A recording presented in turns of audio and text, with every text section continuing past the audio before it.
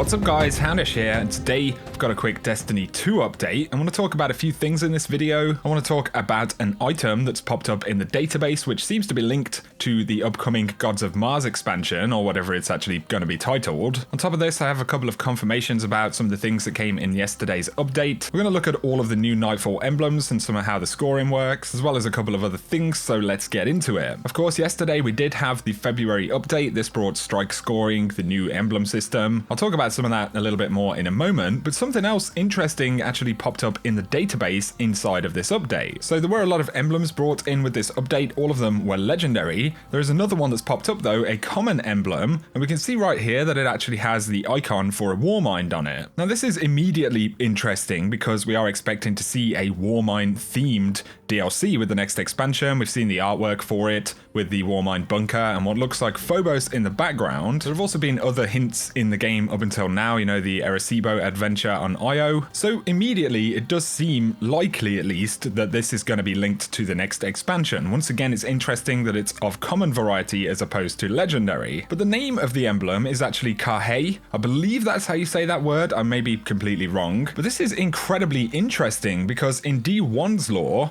there are several different protocols recognized which are used by Rasputin, and Kahei is one of them, an emergency condition which Rasputin may declare to assume command of all solar system defenses. There are two other protocols, Kahei Black, an unspecified emergency condition, and Kahei White, an emergency condition in which the solar system faces an external threat. So not only do we get the Warmind icon, but also Kahei, you know, these are Rasputin kind of warning protocols, I guess. Also interesting is that we see Kahei White on one of the Dvalin relics in Destiny 1, and these were the fusion rifle relics that you had to collect in order to build the sleeper simulant. And the purpose listed here is that they wanted strategic arming of human forces in the face of Kahei White emergency. Obviously there are plenty of rabbit holes that you can go down in terms of lore and everything like that, but it seems pretty obvious that this one is at least a tip in the direction of the next expansion. Also interesting is that, like I said, this is a common emblem. Everything else in the update is legendary, and as far as I know, this isn't something that can actually drop in the game. So it very much seems to be there, you know, for future content. And with the title, you know, that this emblem actually holds, an emergency condition which Rasputin may declare to assume command of all solar system defenses,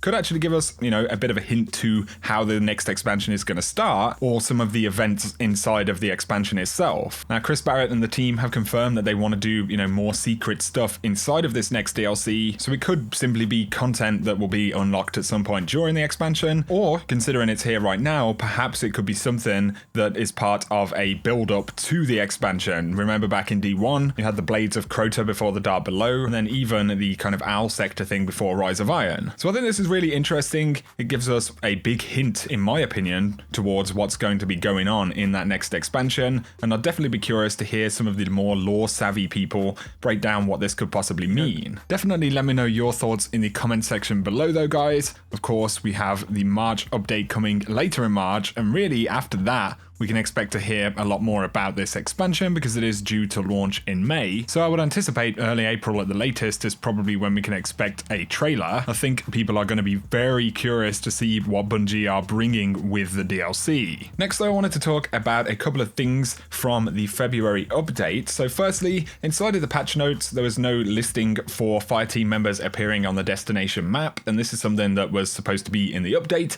It was actually in the update, it just wasn't in the patch notes. So if you're in a fire team and you kind of look at the destination map, you will now see where other members of your fire team are. There's also a lot of conversation about the Crucible emblems that have come into the game, because players, when picking them up, would see pretty much an equal number of kills for all classes. So a lot of people are asking the question, what's going on? Cosmo said, we were not previously tracking Guardians defeated by class, and we didn't want there to be a difference between your total and the breakdown by class, so we gave you a starting point evenly distributed amongst 3 classes, and the remainder went to Warlocks. We welcome any feedback. So if you see a whole bunch of kills on different classes on the emblem, basically they've just, you know, split them into fractions based on whatever you've scored in the Crucible. I think it's kind of unusual to do it that way personally. There's also been a lot of conversation about the Prestige Leviathan clears not being counted on the updated emblem, so we can probably expect to get some kind of update about that as well. Another thing to mention is that the End the Arms Dealer strike for the Legend of Acrius quest appears to have been changed as well,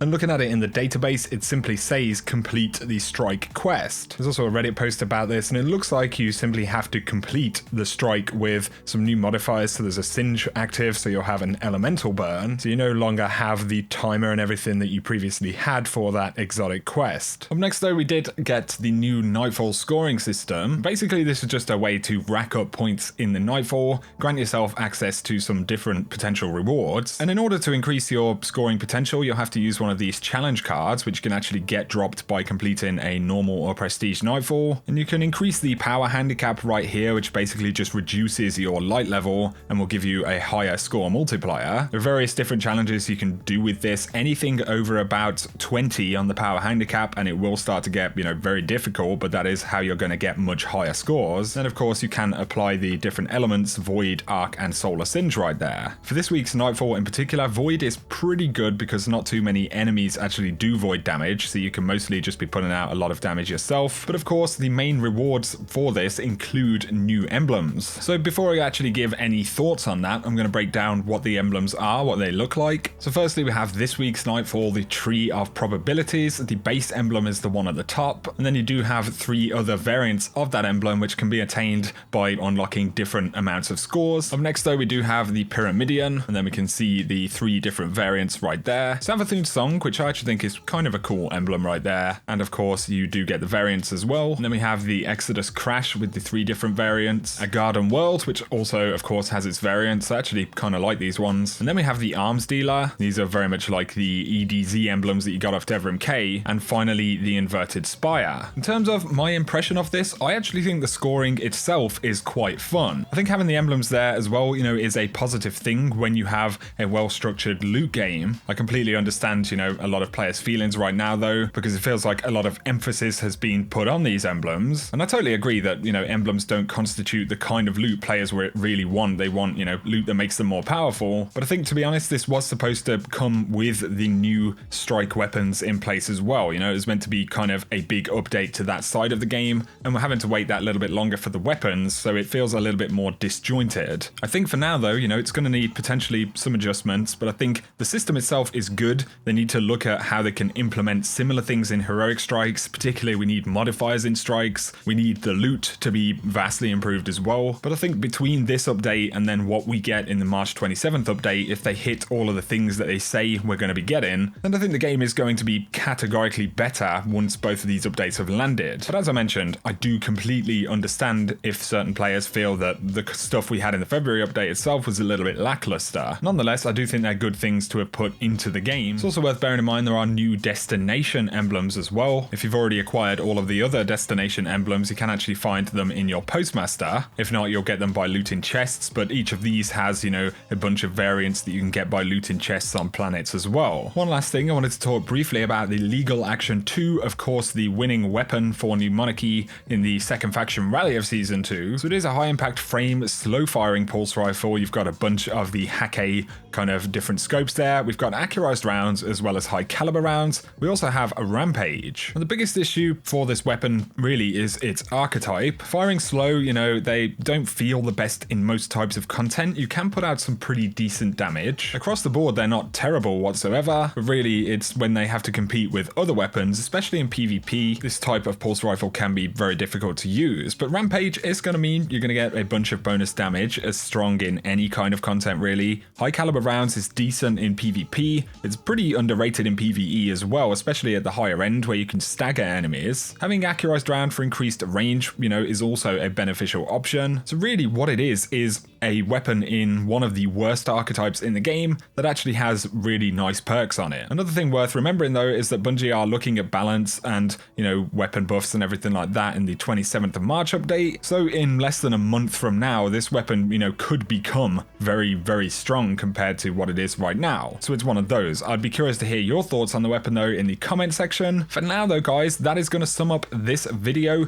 Hope you found it interesting. Let me know any of your thoughts about that emblem that's hidden in the database. I certainly think that it links to the next expansion for the game. Let me know any of your thoughts on strike scoring in the new emblems or the winning weapon from New Monarchy. If you've missed any of the more in-depth patch notes for the February update, then I do have a video about that, which I will link in the description below. Also, if you guys are interested in Control Freak products, you can use code HOUNDISH at checkout and you will save 10% on anything in the store. You can follow the link in the description below for that as well. If you've enjoyed the video, a like below is appreciated, all that good stuff. For now though, I appreciate you watching and I will catch you very soon.